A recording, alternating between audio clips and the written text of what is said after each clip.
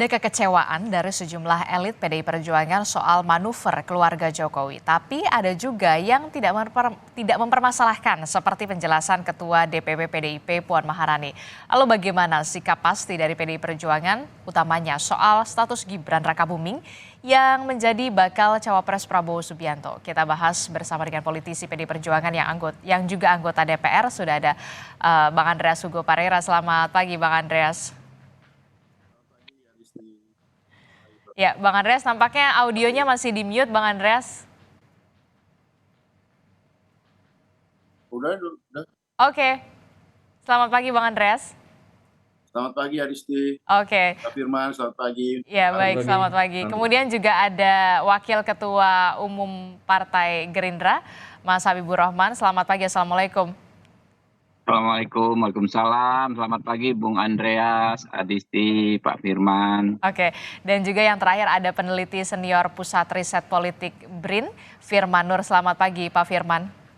Selamat pagi Mbak Adisti, selamat pagi Pak Hugo, selamat pagi Mas Habib. Oke, langsung saja saya ke Bang Andreas. Ini Bang Andreas masih berkutat soal bagaimana hubungan keluarga Joko Widodo setelah manuver dari Gibran Rakabuming Raka bersanding dengan Prabowo Subianto untuk mengikuti kontestasi Pilpres 2024. Jadi sebenarnya PDI Perjuangan ini kecewa atau biasa saja karena Ketua DPP PDIP ini Pak Jarod Saiful Hidayat mengatakan kalau Bu Mega itu ketawa-ketawa saja, nggak ada masalah, sudah biasa seperti ini. Jadi sebenarnya kecewa atau tidak?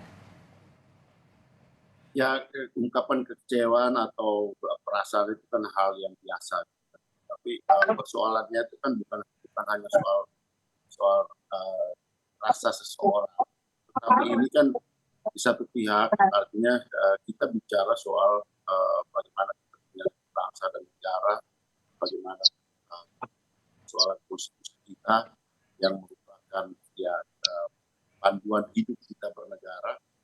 Oke, Bang Andreas, maaf kami kurang bisa jelas mendengar suara Bang Andreas. Mungkin speakernya untuk audionya, headsetnya didekatkan. Halo? Ya, halo. Untuk speakernya mungkin lebih didekatkan, Bang Andreas. Sudah. Oke, gimana? Bisa dilanjutkan? Ya, silakan.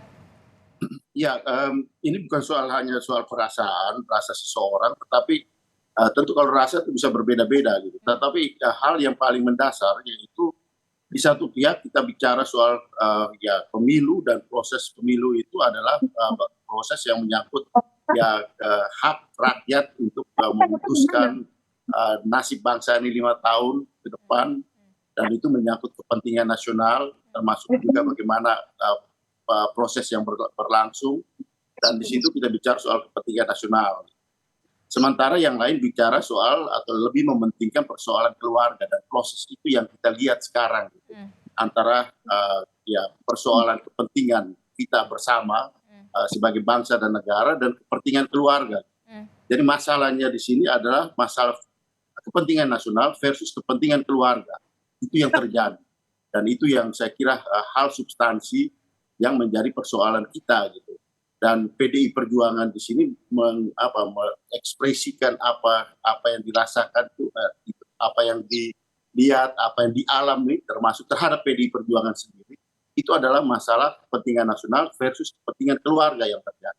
Dan itu adalah kepentingan kita bersama, bukan hanya kepentingan PDI Perjuangan. Dan respon-respon dari berbagai kelompok masyarakat, baik dari grassroots sampai kepada kelompok cendekiawan, kelompok-kelompok aktivis, itu merupakan ekspresi dari bagaimana mereka melihat kepentingan nasional ini diobrak-abrik oleh kepentingan keluarga, dan proses itu yang terjadi. Kita lihat bagaimana apa yang terjadi di Mahkamah Konstitusi sekarang itu sangat-sangat jelas menunjukkan bagaimana kepentingan keluarga itu mendominasi di dalam proses pengambilan keputusan kemarin, dan itu sekarang menjadi persoalan. Saya kira itu persoalannya. Oke, jadi dengan kata lain bisa dikatakan PDI Perjuangan kecewa dengan putusan MK yang kemudian dirasa syarat dengan kepentingan keluarga, akhirnya melenggangkan Gibran Rakabuming Raka sebagai bakal calon wakil presiden dari Prabowo Subianto. Begitu kekecewaannya terutamanya ya, Bang Andreas. Ya, poinnya adalah di sini kita lihat secara jelas kalau kita mau rumuskan itu adalah kepentingan keluarga versus kepentingan nasional, kepentingan Hmm. bangsa dan negara yang menyangkut proses pemilu yang berlaku. Itu yang terjadi. Termasuk juga soal manuver Gibran berarti ya, juga merasa kecewa manuver Gibran yang akhirnya kemudian melenggang bersama dengan Prabowo Subianto di kontestasi Pilpres 2024. Ya, itu ada di dalam proses ini gitu. Oke. Ada di dalam proses kepentingan keluarga ini. Itu yang terjadi. Jadi sehingga kalau PDI Perjuangan mengekspresikan apa yang dirasakan, apa yang dilihat, dan itu adalah kepentingan kita semua, bukan hanya kepentingan PDI Perjuangan. Persoalan konstitusi itu adalah persoalan bangsa dan negara, bukan persoalan PDI Perjuangan aja. Aha. Dan itu kan juga direspon oleh banyak pihak gitu. Dari berbagai kelompok kalangan, baik dari kalangan grassroots sampai kepada para cendekiawan, para pemerhati politik, para aktivis, itu memperhatikan proses yang terjadi dalam hari-hari, dalam minggu-minggu terakhir ini gitu, yang mengganggu kepentingan nasional kita yang berkaitan dengan proses pemilu yang adil, jujur, langsung, umum, bebas, rahasia. Dan sekarang juga orang mulai mengkhawatirkan bahwa pemilu ke depan ini akan tetap dengan kepentingan nasional atau dengan versus kepentingan keluarga yang akan terjadi kalau proses ini berlangsung terus gitu. Oke.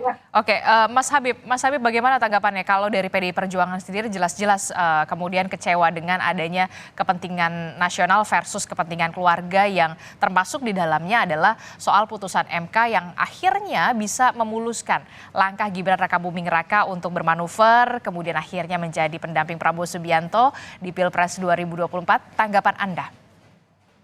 Ya, tentu dalam setiap putusan pengadilan, ya putusan mahkamah, ada pihak yang suka dan ada pihak yang tidak suka.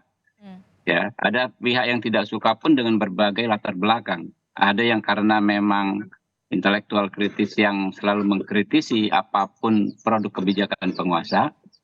Tapi ada juga yang mengkritisnya karena kepentingannya terganggu. Karena keinginan berkuasanya, syahwat kuasanya terganggu, ya kan? Nah, ini yang munafik-munafik seperti ini kan juga mengkampanyekan terus mendistorsi putusan Mahkamah Konstitusi.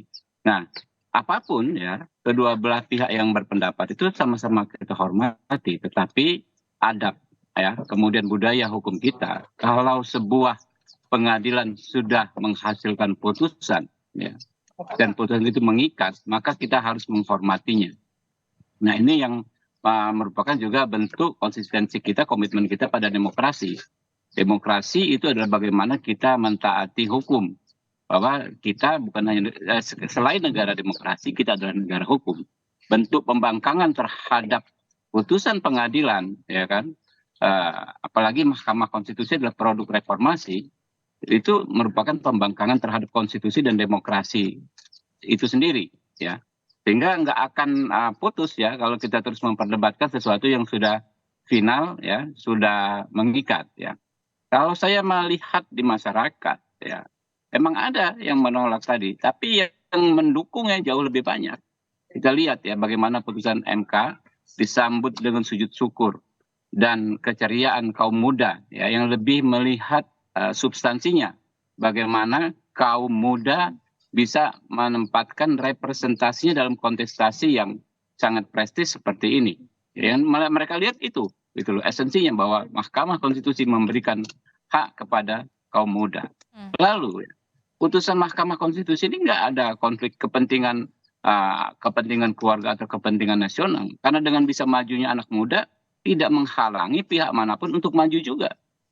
Apakah karena ada pihak yang takut dengan majunya anak muda sedemikian takutnya sehingga kalau anak muda maju dianggap bisa mengganggu kepentingan nasional? Logikanya dari mana? Gitu loh. Jadi kami tidak ingin intervensi ya soal hubungan Mas Gibran dengan PDI Perjuangan. Mas Gibran tentu cawapres kami. PDI Perjuangan adalah partai politik sahabat kami. Tapi kami perlu meluruskan juga, ya.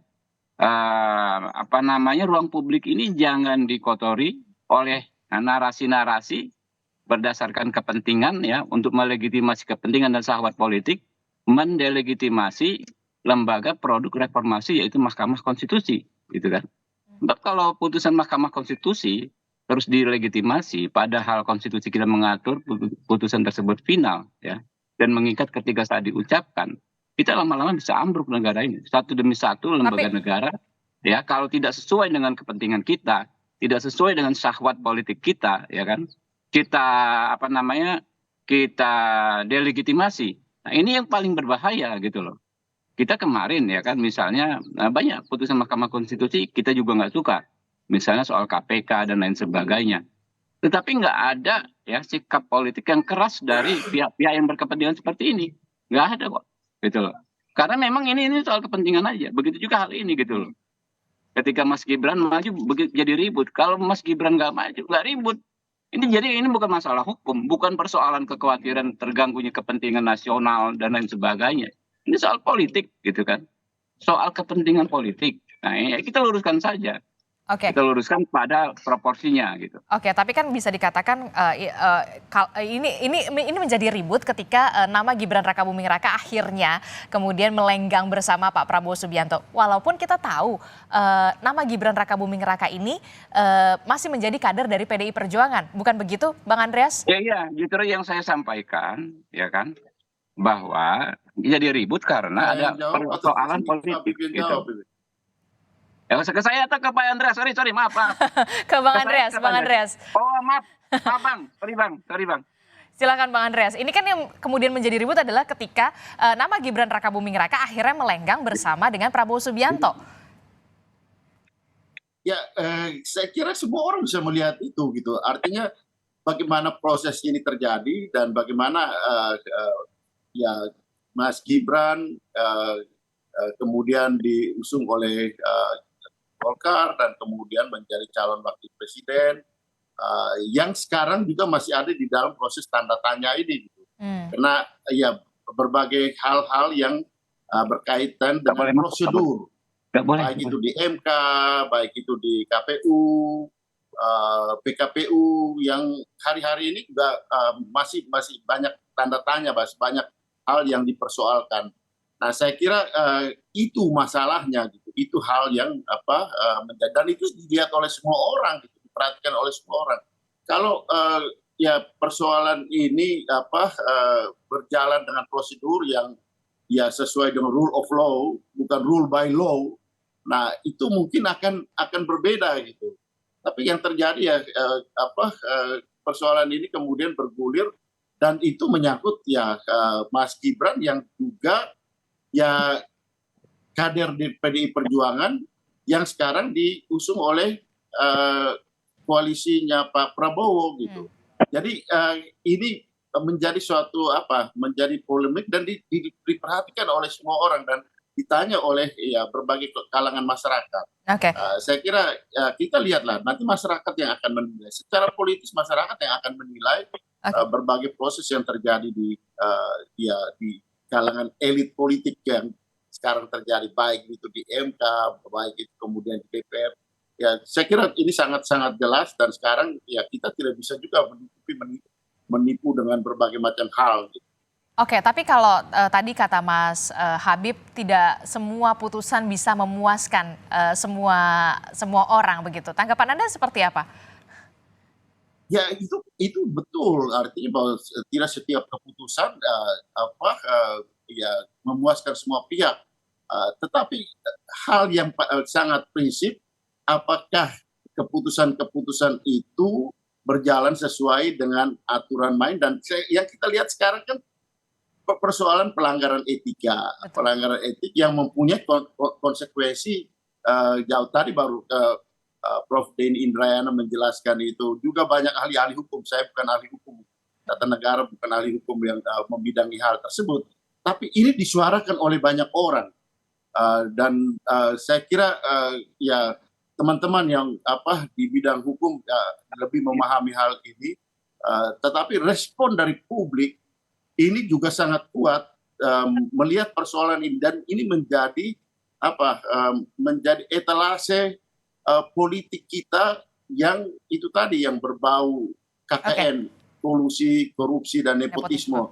Dan ini juga dilihat oleh dunia internasional. Kalau kita perhatikan berbagai trending topik internasional, ini termasuk salah satu trending topik internasional di dalam minggu-minggu terakhir ini, dalam 1 minggu terakhir paling tidak. Oke, oke, betul memang tidak semua keputusan bisa memuaskan banyak orang, tapi kemudian Bang Andreas juga tadi menyatakan keputusan yang bagaimana dulu, apakah memang sudah sesuai dengan aturannya atau belum? Karena kita tahu ada yang melaporkan ke majelis atau Mahkamah Kehormatan Dewan begitu ya, Majelis Kehormatan Dewan MK terkait dengan etik dari ketua MK sendiri. Nah, ini yang kemudian masih menjadi apa ya?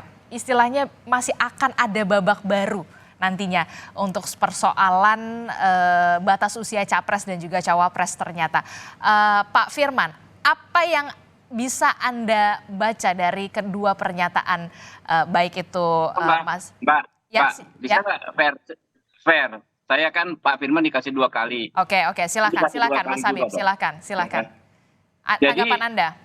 ya, jadi termasuk soal apa yang diklaim disebut proses. Masyarakat juga menilai, masing-masing masyarakat menilai. Ada yang berpendapat prosesnya sudah selesai, sudah sesuai dengan ketentuan perundang-undangan. Ada juga masyarakat yang berpendapat sebaliknya dan jauh lebih besar gitu loh. Jadi nggak bisa diklaim publik, ya internasional dan lain sebagainya menganggap ini prosesnya bermasalah. Lebih banyak kok yang menganggap nggak ada masalah dan lebih banyak yang memang tidak mempermasalahkan kok gitu loh. Jadi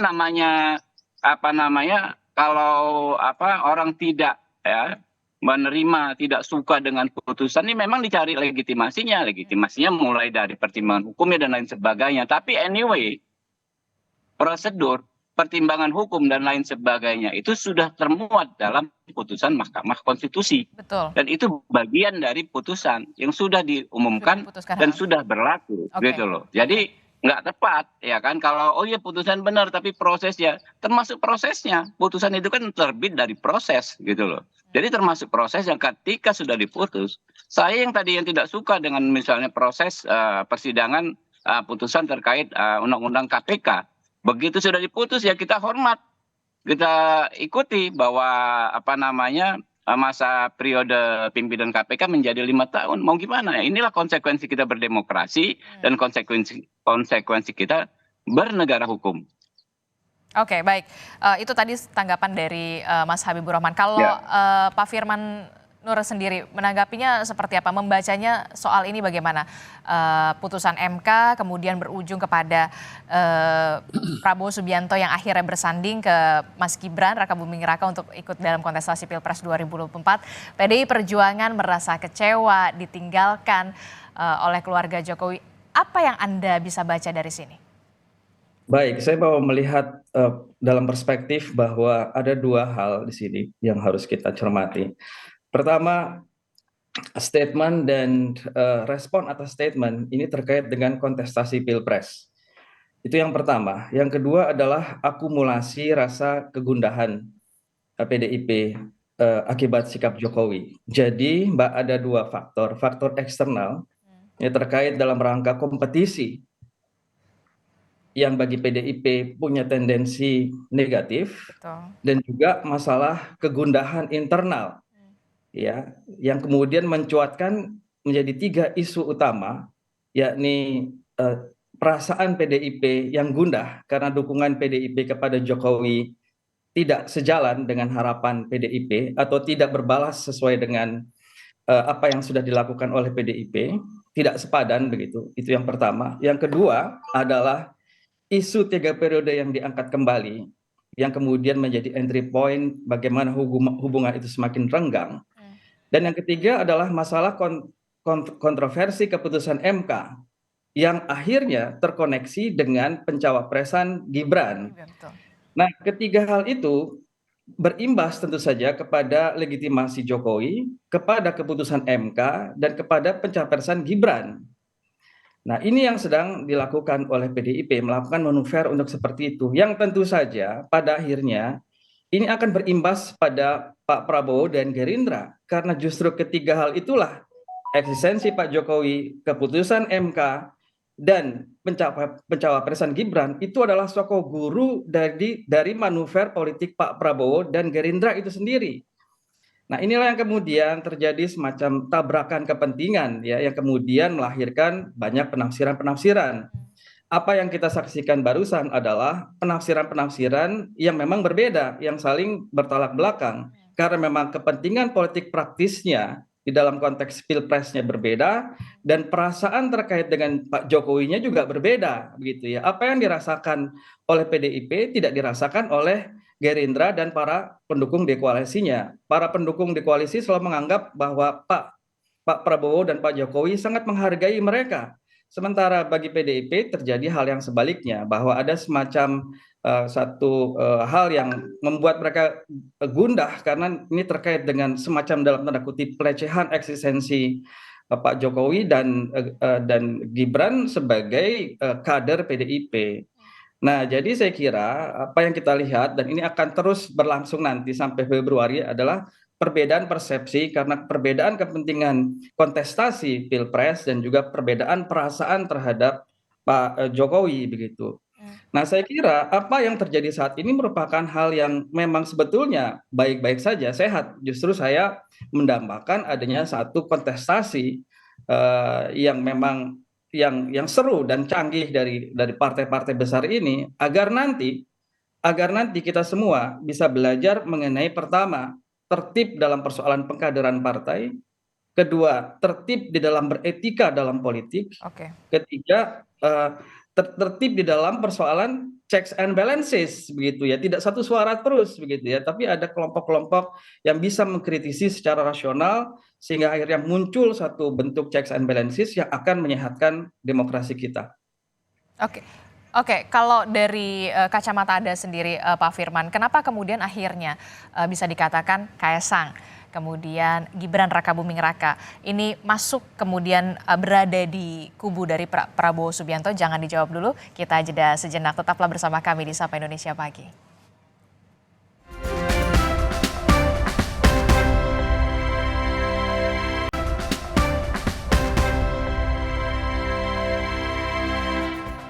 Terima kasih Anda masih bersama kami di Sapa Indonesia Pagi. Saudara, masih membahas bagaimana PDI Perjuangan yang kemudian merasa kecewa ditinggal oleh keluarga Joko Widodo. Kita masih membahasnya bersama dengan Bang Andreas Hugo Parera dari PDI Perjuangan, kemudian juga ada Mas Habibur Rahman dari Partai Gerindra dan juga ada dari BRIN, Pak Firman Nur. Saya ke Pak Firman Nur terlebih dahulu yang melanjutkan tadi dialog kita. Sebenarnya apa yang kemudian menjadikan alasan akhirnya dua anak dari Presiden Joko Widodo, Kaesang Pangarap dan juga Gibran Rakabuming Raka akhirnya berada di kubu Prabowo Subianto? Apakah mungkin ada faktor begini, Presiden Joko Widodo cukup percaya diri bahwa suara-suara di grassroots cukup bisa mendukung akhirnya beralih ke kubu Prabowo Subianto? Apakah Anda melihat itu? Ya, saya kira Pak Jokowi punya perhitungan-perhitungan politik strategis tersendiri ya, dan saya kira memang dari gestur yang beliau perlihatkan tidak memperlihatkan sebuah dependensi terhadap PDIP yang demikian tinggi. Ini berarti memang Pak Jokowi merasa ada kekuatan lain, bisa disebut sebagai kekuatan relawan yang bagi Pak Jokowi selama ini jauh lebih meaningful dan lebih powerful dari kekuatan partai begitu yang dia rasakan. Sehingga bagi Pak Jokowi dia tidak terlalu merasa dependen terhadap partainya sendiri, dan ini juga membuat kedekatan beliau ya, daya loyalitas dan juga kedekatan tadi itu tidak sekuat yang diinginkan oleh PDIP, yang ini terefleksi kemudian dari bagaimana sebagai seorang ayah dia tidak cukup untuk bisa membawa putra-putranya merasa terikat dengan PDIP yang notabene adalah partai begitu, sehingga kita bisa lihat bahwa Kaesang menjadi ketua umum PSI dan saat ini Gibran ada di pihak Pak Prabowo yang notabene adalah pesaing politik dari Pak Ganjar sebagai kader dan juga pilihan dari PDI Perjuangan begitu, Mbak. Oke, kalau Anda melihat sebenarnya seberapa besar kemudian efek dari keluarga Jokowi ini kepada pemilih nanti? Ya, saya kira ya nanti biar hasil pemilu yang akan menunjukkan itu ya, Mbak. Tapi saya kira Pak Jokowi tetap memiliki kelompok pendukung yang cukup loyal, yang cukup bergerak, dinamis di akar rumput, yang tentu saja di dalam konteks kampanye dan juga pemilu nanti punya efek terhadap hasilnya begitu. Oke, Mas Habibur Rahman, saya masih ingat ya pernyataan dari Pak Prabowo pada saat Rakernas, kalau tidak salah Rakernas Gerindra, yang menyatakan sebenarnya Pak Prabowo ini sudah ada rencana untuk menghadap Ibu Mega. Apa perkembangannya? Apakah nanti ini benar-benar bisa terwujud dan kira-kira apa yang akan dibahas? Sebenarnya apa ya, bisa dikatakan Gerindra dan juga PDI Perjuangan ini kan seperti yang Mas Habib katakan, cinta pertama di 2019. Perlukah kemudian ini harus kita duduk satu meja, ngobrol supaya akan ada titik temu di sini, Mas Habib? Ya, benar sekali ya bahwa hubungan Pak Prabowo dengan Ibu Mega itu sangat baik ya, dan hubungan itu sudah teruji. Jadi bukan hubungan kaleng-kaleng karena melewati pasang surut. Dari sekitar mungkin 20-an tahun yang lalu lah ya, atau 15 tahun lalu setidaknya setelah Gerindra berdiri ya. Kadang kita satu perahu, kadang beda perahu, tapi hubungan baik antara Pak Prabowo dan Ibu Mega terus terbina sampai saat ini. Bahkan sekarang ya, sama seperti ketika 2019 kami misalnya berbeda pilihan, itu anggota-anggota DPR ya yang menyatakan pendapatnya menyerang dalam tanda kutip Ibu Mega, nggak ada ampun kena sanksi kok. Banyak kawan-kawan saya coba cek di DPR ya, yang statementnya offside tanda kutip ya, seolah menyudutkan dan mendiskreditkan Ibu Mega, nggak ada ampun. Dipindah ke komisi yang jauh sekali dari passionnya gitu kan. Dan bagi anggota DPR itu sama aja sudah diberhentikan jadi anggota DPR. Misalnya kayak saya nih ya, Komisi 3 karena lawyer, dipindah ke Komisi Keuangan, saya nggak akan nyambung ya, percuma saya di DPR. Kurang lebih begitu care-nya Pak Prabowo ya kepada Ibu Mega ya, begitu hormat dan respect-nya.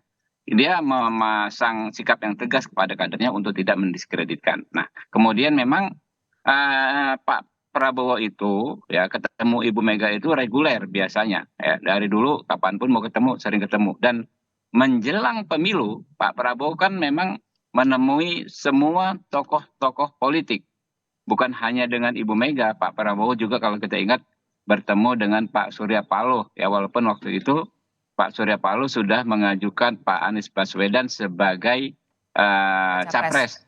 Nah, di situ kan ada kalimat yang cukup menarik, katakan kita sependapat untuk berbeda pendapat, ya kan?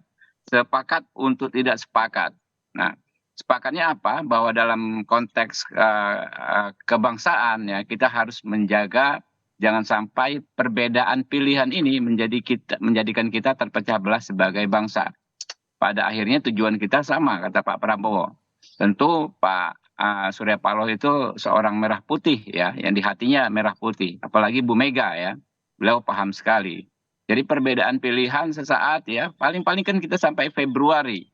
Selanjutnya kita kan memang harus bersatu padu sebagai bangsa, bagaimana memastikan ya segala legasi pemerintahan saat ini yang sudah baik terus tercapai. Nah, saking baiknya hubungan itu antara Pak Prabowo dan Bu Mega, kami di level bawahnya ya, kami kadang-kadang nggak tahu, tiba-tiba ketemu ya kan, tiba-tiba sudah berkomunikasi. Mereka tuh bisa kapan saja, tapi mungkin hal teknis, ada kesibukan dan lain sebagainya, sehingga pertemuan antara dua sahabat tersebut belum sempat terwujud saat ini. Oke, tapi ada rencana, masih terbuka rencana Pak Prabowo untuk bertemu Bu Mega hingga saat ini? Ya, itu yang disampaikan ya, Pak Prabowo ya, kita siap kalau Pak Prabowo dikasih waktu ya untuk menghadap Ibu Mega, Pak Prabowo siap. Oke, Bang Andreas, tanggapan Anda kalau dari Mas Habib juga mengatakan, memang kan Pak Prabowo mengatakan saya sudah rencana untuk izin menghadap Bu Mega. Kalau PDI Perjuangan sendiri bagaimana sebenarnya, terbuka? Karena kan kita tahu ini dua partai besar ya, kemudian yang akhirnya sepakat untuk tidak sepakat. Setelah kemudian kita tahu nama Gibran Rakabuming Raka ini disandingkan bersama dengan Pak Prabowo. Bang Andreas. Oleh Bung Habib tadi itu betul gitu. Artinya dalam arti bahwa hubungan Ibu Mega dengan Pak Prabowo meskipun beda dalam posisi pernah bersama pernah berbeda, itu setahu saya hubungan itu komunikasi tetap baik, apalagi kalau di saat-saat jadi dibutuhkan. Bahkan ya kalau kita lihat ke belakang, ketika Pak Prabowo itu dulu lama di luar negeri, Jordania, yang mengizinkan Pak Prabowo pulang itu adalah ketika Ibu Mega menjadi presiden. Presiden, ya betul. Dan saya mendengar cerita bahwa yang menjemput, termasuk menjemput Pak Prabowo di tangga pesawat itu adalah almarhum Pak Taufik. Jadi ada hubungan emosional yang cukup panjang. Nah, tapi persoalannya bukan persoalan itu gitu. Apa yang saya ingin melanjutkan apa yang disampaikan oleh Mas Firman tadi, gitu. Bahwa ya keluarga ini termasuk Pak Jokowi dan ya Mas Gibran melihat ya lebih penting bagaimana memenangkan ini dengan ya ada relawan yang bisa digunakan dan mereka yakin dengan pola-pola seperti itu. Dan ini yang terjadi bisa juga terjadi pada Golkar, pada partainya Mas Habib.